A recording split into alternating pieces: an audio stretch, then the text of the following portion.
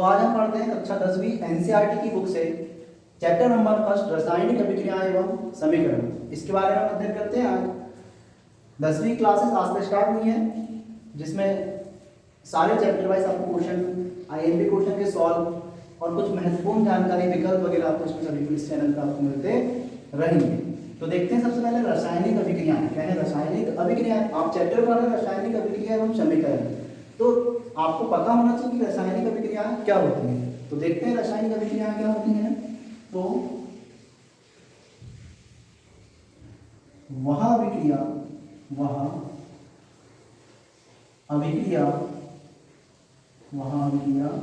जिसमें दो पदार्थ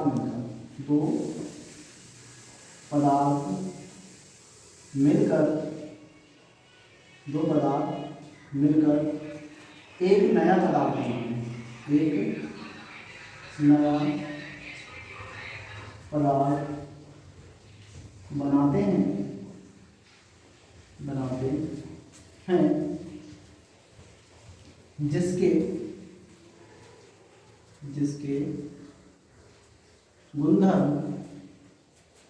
जिसके गुणधर्म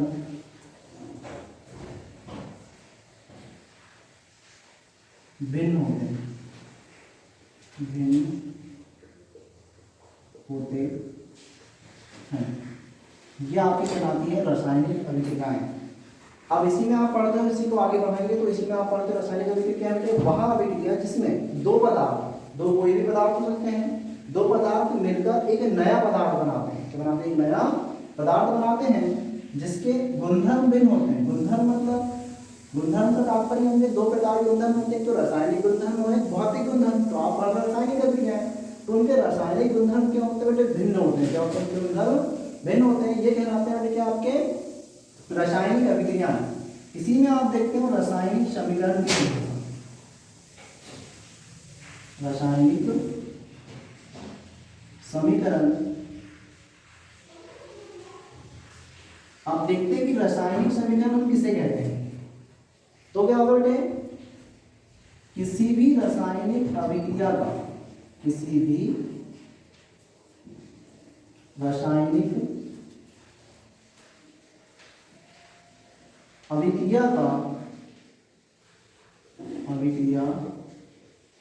का प्रतीकात्मक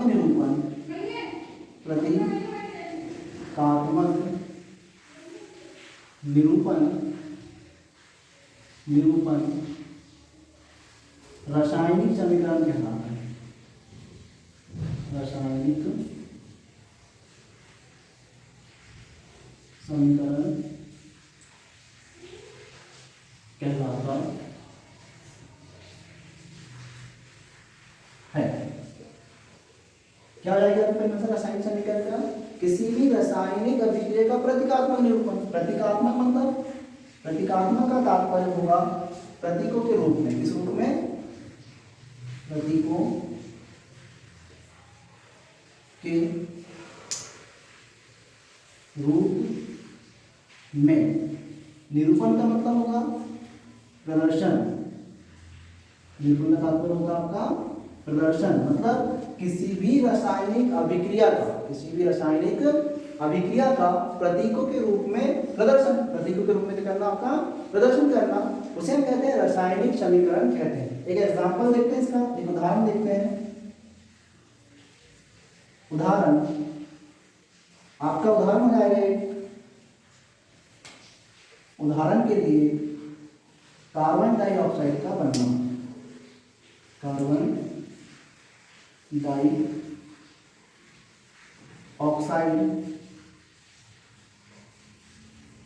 का बनना। अब देखते हैं इसका रासायनिक समीकरण क्या होगा। कार्बन का प्रतीक होता है आपका, हम देखते हैं कार्बन डाइऑक्साइड का बनना। अब इसका प्रतीकों के रूप में निरूपण करना है तो आपको पता है, अपने कक्षा 9वीं में आवर्त सारणी के बारे में अध्ययन किए थे। जब आपने आवर्त सारणी के बारे में अध्ययन किए थे तो आपने वहां पढ़े थे कार्बन का जो प्रतीक होता है वो होता है C, ऑक्सीजन का होता है O, क्योंकि डाई का मतलब होता है केमिस्ट्री में, हम इसको डाई को हम बोलते हैं दो। डाई मतलब क्या होता है? दो। मतलब किसके बाद दो, किसके बाद बोल रहे हैं? Carbon dioxide. ऑक्साइड मतलब दो लगा, यहाँ पर CO2 हो जाएगा, इजिकल टू बन जाएगा बेटे आपका CO2। ये हो गया आपका क्या? प्रतीक। इस अभिक्रिया कार्बन डाइऑक्साइड का बनना, इस अभिक्रिया का क्या हो गया बेटे? प्रतीकों के रूप में निरूपण। अब इसी में आगे देखते हैं, अगर इसका आपको शब्द समीकरण लिखने के लिए आपने पेपर में आ सकते हैं कि इसका शब्द समीकरण लिखे, तो शब्द समीकरण आपको सिंपल सा है। यह आपका होता है कार्बन, यह हो जाएगा plus oxygen, oxygen equal to बनता बेटे आपका carbon dioxide, carbon dioxide. Oxide di क्यों लगाया हमने? क्योंकि यहाँ पर ऑक्सीजन कितने अणु बेटे? दो अणु है, दो के लिए हम इसमें किसका उपयोग करते हैं? डाई का उपयोग करते हैं। ठीक है, ये हो गया आपका रासायनिक समीकरण। क्या हो गया? रासायनिक समीकरण। हमने देखा अभी रासायनिक अभिक्रियाएं किसे कहते हैं? वह अभिक्रिया जिसमें दो पदार्थ मिलकर एक नया पदार्थ बनाते हैं, जिसके गुणधर्म क्या होते हैं? पदार्थों से क्या होते हैं? भिन्न होते हैं। अब इसी प्रकार से रासायनिक समीकरण आपने देखे तो किसी भी रासायनिक अभिक्रिया का प्रतीकात्मक मतलब प्रतीकों के रूप में निरूपण मतलब होता है प्रदर्शन, प्रतीकों के रूप में प्रदर्शन रासायनिक समीकरण क्या होता है? कहलाता है। उसी का आपने एक एग्जांपल देखे, कार्बन डाइऑक्साइड का बनना। तो कार्बन का प्रतीक होता है C, ऑक्सीजन का होता है O। चूंकि यहाँ पर दो अणु हैं कार्बन ऑक्सीजन के, तो ये हो गया डाई इजिकल टू मतलब क्या बन गया आपका? CO2। ये बन गया आपका कार्बन डाइऑक्साइड का बनना। अब हम इसके महत्वपूर्ण क्वेश्चन जो इसके लिए IMP होंगे आपके, वो है बेटे इसकी अभिक्रियाएं। इसमें जो आपके महत्वपूर्ण क्वेश्चन जो आपको पेपर में लगभग पूछे जाते हैं, उन क्वेश्चनों से कोई ना कोई पेपर में आपको क्वेश्चन पूछे जरूर जाएंगे। तो हम देखते हैं कि अब रासायनिक अभिक्रियाएं के प्रकार, क्या देखते हैं? रासायनिक अभिक्रियाओं के प्रकार।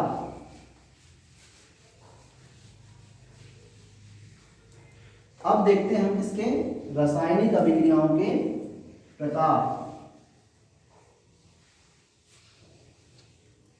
हम पढ़ेंगे इसके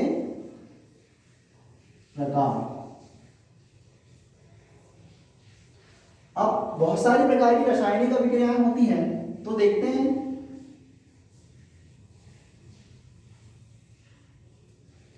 जिसमें सबसे पहले है बेटे आपकी संयोजन। संयोजन अभिक्रिया। दूसरी आती है आपकी वियोजन अभिक्रिया। वियोजन अभिक्रिया। तीसरी आती है आपकी विस्थापन अभिक्रिया। विस्थापन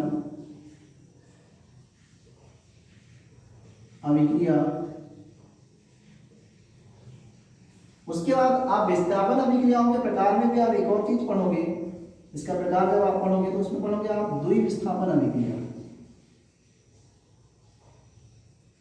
विस्थापन अभिक्रिया, द्विविस्थापन अभिक्रिया। उसके बाद पढ़ते हैं अगली अभिक्रिया इसमें ऊष्माक्षेपी अभिक्रिया। ऊष्माक्षेपी अभिक्रिया। उसके बाद पढ़ते हैं हम इसी में ऊष्माशोषी अभिक्रिया। ऊष्माशोषी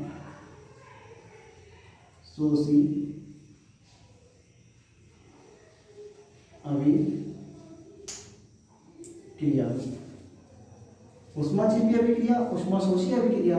उसके बाद हम देखेंगे इसमें अवक्षेपन अभिक्रिया। अवक्षेपन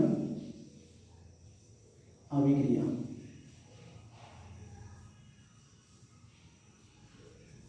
अब पहले इनका मतलब समझते हैं इन अभिक्रियाओं का।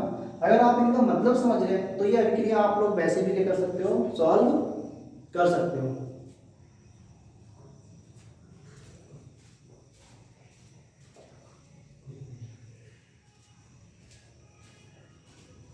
तो आप सबसे पहले आप इनका इनका मतलब समझते हैं। संयोजन का मतलब होता है जुड़ना। संयोजन का मतलब क्या होगा? जुड़ना। ये शब्द आपको याद रखना बहुत अच्छे से। जुड़ना मतलब अगर किसी अभिक्रिया में कोई रासायनिक अभिक्रिया में कोई पदार्थ जुड़ रहा है तो वो हो गया आपका क्या? संयोजन अभिक्रिया। वियोजन मतलब होता है टूटना। वियोजन मतलब क्या होता है? टूटना। अब विस्थापन, तो विस्थापन का मतलब होता है एक स्थान से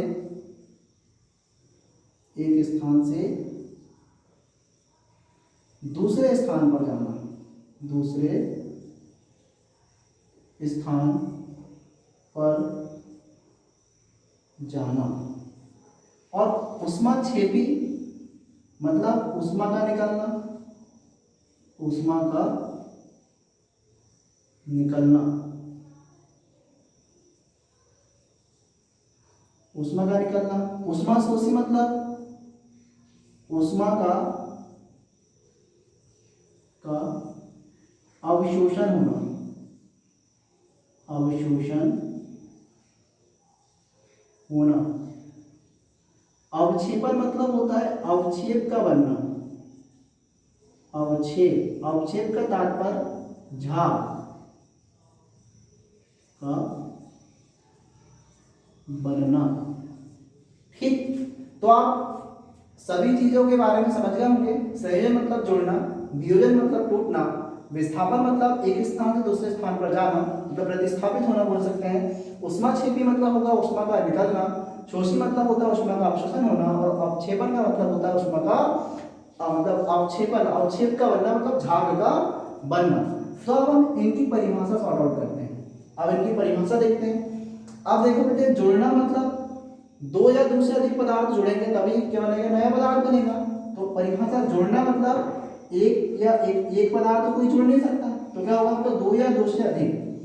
तो परिभाषा देखते हैं। जब दो या दो से अधिक, जब दो या दो से अधिक अभिकारक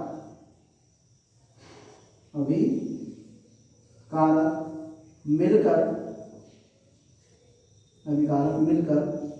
एक उत्पाद बनाते हैं। एकल उत्पाद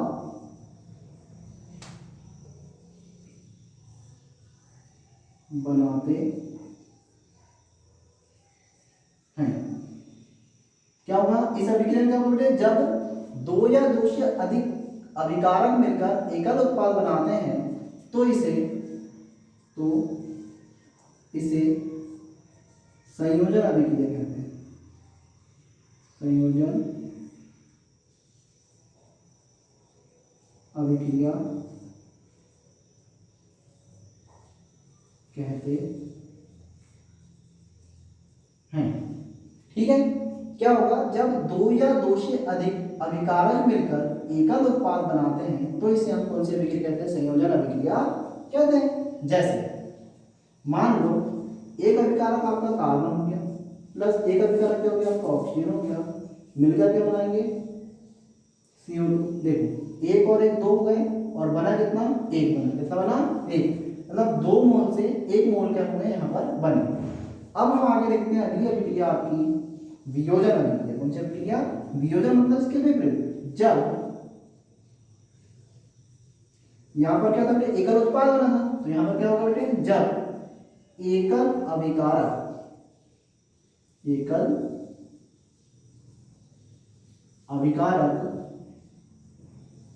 टूटकर एक या एक से अधिक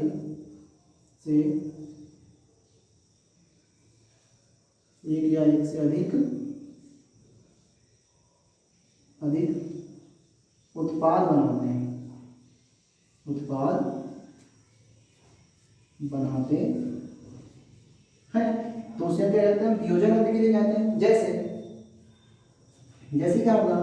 यहाँ पर CaCO3 है जब हम इसको क्या करते हैं, गर्म करते हैं, ये डेल्टा है, डेल्टा मतलब होता है कि गर्म करने का सिंबल, तो हमें क्या प्राप्त होता है बेटे, CaO प्लस CO2 क्या होता है, प्राप्त होता है।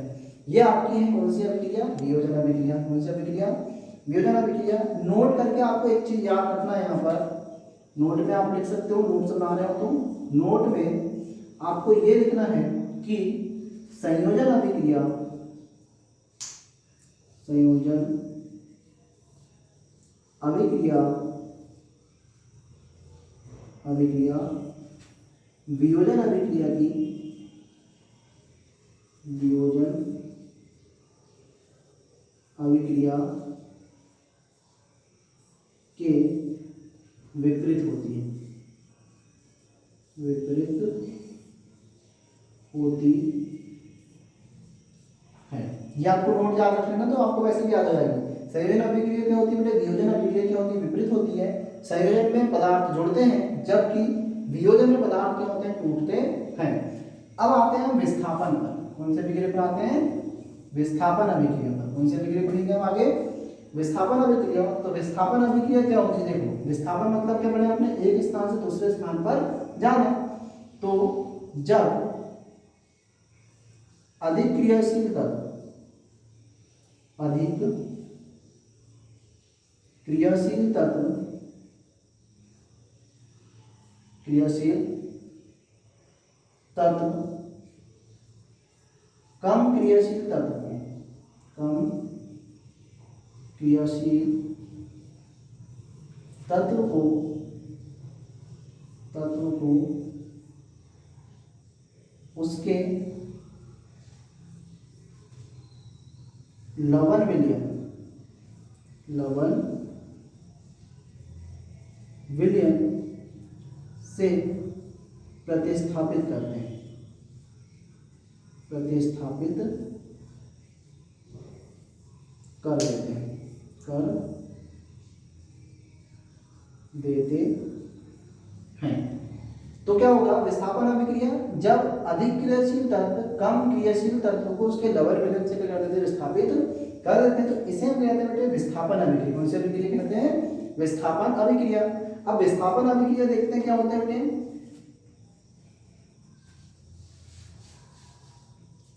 जो आपका विस्थापन अभिक्रिया में होगा, जैसे मान लो उदाहरण के लिए जो आपका Cu है, Cu प्लस FeSO4 है, और ये हो जाएगा आपका Fe plus CuSO4 is equal to, अब देखो क्या बोल रहे हैं, अधिक क्रियाशील तत्व कम क्रियाशील तत्व को उसके लवण विलयन से विस्थापित कर देता है। आयरन जो है कॉपर से अधिक क्रियाशील है। कैसा आयरन जो कॉपर से अधिक क्रियाशील है, तो ये करे बेटे, ये इसके स्थान पर आएगा और कॉपर को क्या कर देगा, बाहर कर देगा। कैसे, ये हो गया कॉपर Fe बाहर, बचा क्या आपके पास FeSO4, क्या बचा आपके पास FeSO4 बचा। इस प्रकार से आयरन ने कॉपर को उसके लवण विलयन से कर दिया, प्रतिस्थापित कर दिया, और उसके स्थान पे आ गया और कॉपर को कर दिया बाहर कर दिया। इस अभिक्रिया को हम कहते हैं विस्थापन अभिक्रिया। अब देखते हैं ऊष्माक्षेपी अभिक्रिया।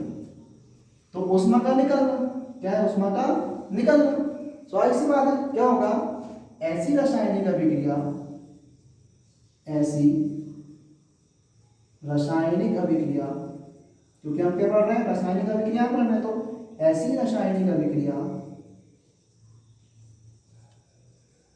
अभिक्रिया जिसमें, ऐसी रासायनिक अभिक्रिया जिसमें ऊष्मा उत्सर्जित होती है। उत्सर्जित का तात्पर्य है, उत्सर्जित का तात्पर्य होता है निकलना।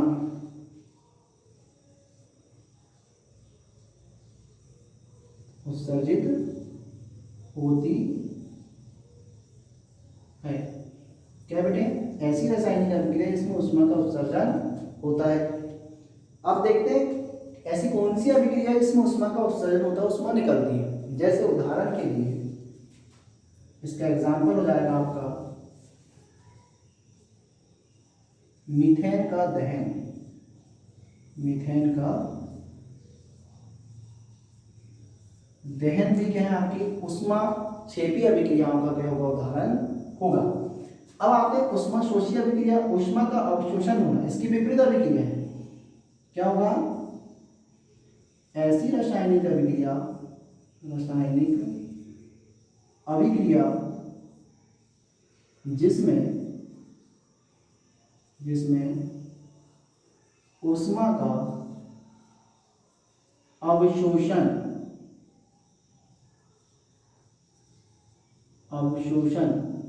अवशोषण का तात्पर्य होता है, अवशोषण का तात्पर्य होगा बेटे ग्रहण,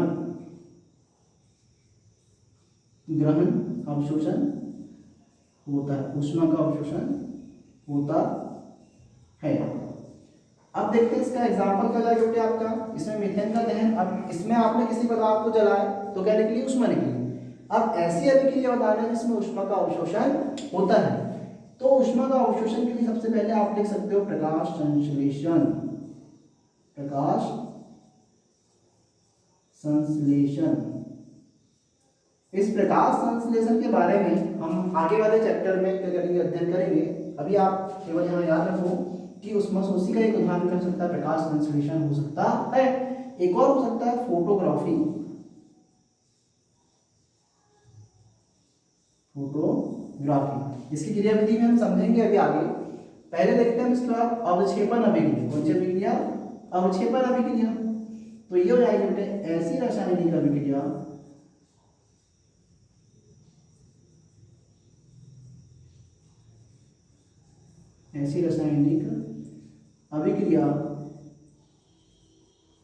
जिसमें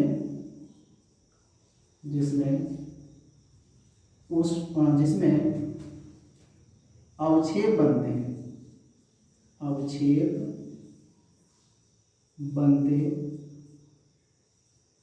हैं। जैसे उदाहरण आप बता सकते हो अवक्षेप बनने के लिए, सोडियम क्लोराइड का बनना, ये भी एक अवक्षेप होता है, मतलब सोडियम क्लोराइड का बनना आप लिख सकते हो इसमें सोडियम क्लोराइड का बनना, इसमें भी अवक्षेप बनते हैं सोडियम क्लोराइड के। तो ये थी आपकी महत्वपूर्ण अभिक्रियाएं इस चैप्टर की। अभी हमने केवल एग्जाम्पल एक एक देखे इनके, अब इनके जो एग्जाम्पल है और भी हम आगे अध्ययन करते रहेंगे। पहले एक बार इसका रिविजन कर लेते हैं, थोड़ा सा रिविजन ये कि आपने देखे रासायनिक अभिक्रियाएं, देखे आपने इसमें रासायनिक अभिक्रियाओं के प्रकार में आपने सबसे पहले रासायनिक अभिक्रियाओं के प्रकार में आपने देखे सबसे पहले संयोजन अभिक्रिया। अगर आप संयोजन अभिक्रियाओं को समझ गए होंगे, संयोजन मतलब होता है जोड़ना, तो आप बता सकते हो आराम से कि जब दो या दो से अधिक अभिकारक मिलकर एकल उत्पाद बनाते हैं तो हम इसे संयोजन अभिक्रिया कहते हैं। ठीक है, वियोजन में होता है टूटना, इसके विपरीत होती है, हमने नोट करके लिखे हैं। संयोजन अभिक्रिया वियोजन अभिक्रिया की क्या होती है, विपरीत होती है। उसी प्रकार से विस्थापन अभिक्रिया आप देख सकते हो, विस्थापन में क्या होता है, अधिक क्रियाशील तत्व कम क्रियाशील तत्व को उसके लवण विलयन से क्या करता है, विस्थापित कर देता है। जैसा यहाँ आयरन ने किया कॉपर को। ऊष्माक्षेपी में ऐसी रासायनिक अभिक्रिया जिसमें ऊष्मा का उत्सर्जन होता है, उसे हम कहते हैं ऊष्माक्षेपी रासायनिक अभिक्रिया कहते हैं। ऊष्मा शोषी, ऊष्मा का अवशोषण होगा, और अवक्षेपण में अवक्षेप या झाग के होंगे आपके बनेंगे। इसमें एक अभिक्रिया आपकी छुट्टी है द्विविस्थापन अभिक्रिया। द्विविस्थापन अभिक्रिया होती है मतलब विद्युत में हो सकती है, किसमें हो सकती है, तो मैंने क्या होगा ये ऐसी रासायनिक अभिक्रिया, ऐसी रासायनिक अभिक्रिया जिसमें आयन होते हैं दो प्रकार के, धन आयन और ऋण आयन। ऐसी रासायनिक अभिक्रिया जिसमें आयनों का स्थानांतरण होता है, आयनों का स्थानांतरण होता है, उसे क्या कहते हैं, द्विविस्थापन अभिक्रिया कहते हैं। यहां पर क्या आप एक नोट याद रख सकते हो, नोट में ये है आपका कि ऊष्माक्षेपी अभिक्रिया,